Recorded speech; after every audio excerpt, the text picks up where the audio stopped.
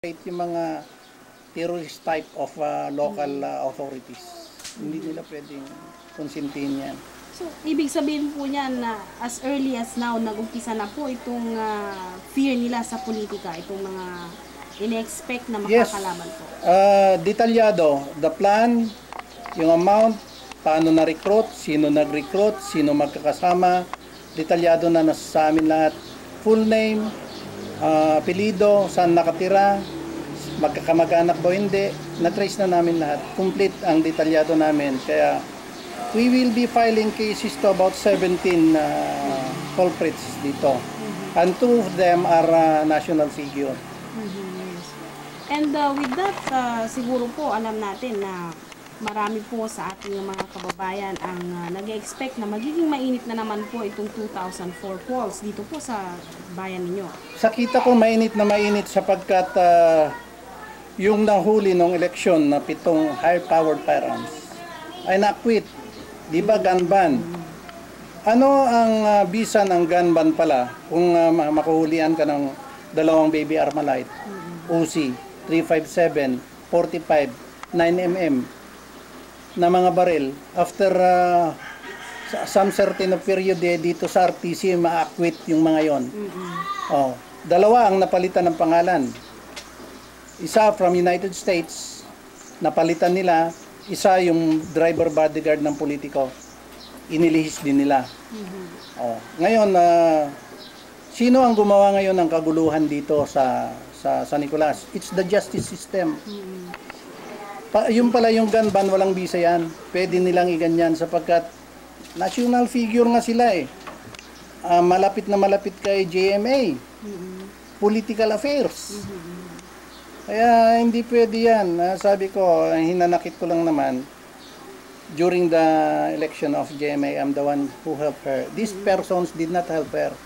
Ngayon sila nakatungtong sa kanya at ako ngayon na napapabayaan. It's alright. Win-win solution siguro dito. We will know after the election na naman. Ito pong mga araw na ito, kamusta po ngayon? Are you prepared or naging mas vigilant po ba kayo? Ano po ang... Well, I have trust and confidence on my skills and I am not afraid of anybody.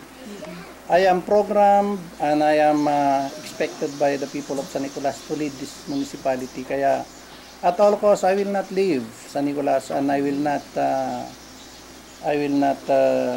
try to go away or be afraid with anybody because this is my hometown.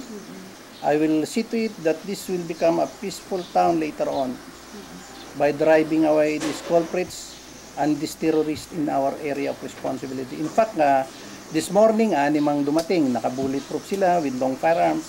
Alam na namin, to my dismay, sinabi ko sa higher authorities, they don't want to move. Bakit? Bakit nila ayaw gumalaw? Porket malalaking isda ang nasasandalan ng mga tao ito? Do you believe, sir, na may magandang reaksyon ang justice system para sa inyo sa nangyaring ito? Hopefully. Hopefully, noon ko pa sana ipa-file yung case. Medyo nadidelay nga. I don't know why. Detalyado na lahat. Kaya, once na may ipa-file yung case, tumbukan na yan, about 17 nga kataong mahuhuli dyan.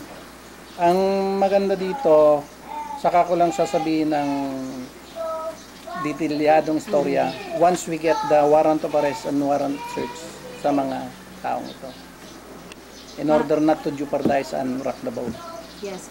Of course, hindi po natin sisirain yan para maging pantay po ang justice system at saka mas maging maganda po ang kalabasan. At hindi na po magulo ang mga records na kinakailangan pong hanapin po upang magkaroon ng resulta ito pong pangyayaring ito sa inyo. Maraming salamat po. The former Mayor of San Nicolas, Mayor Connie Rodrigo. Maraming salamat po. But today, nakasibit kahit pa paano. Siyempre sa may nangyari kit niyan eh. Sorry ba yun? Ito po yung nakatama sa akin, sa ita nila. Ayun.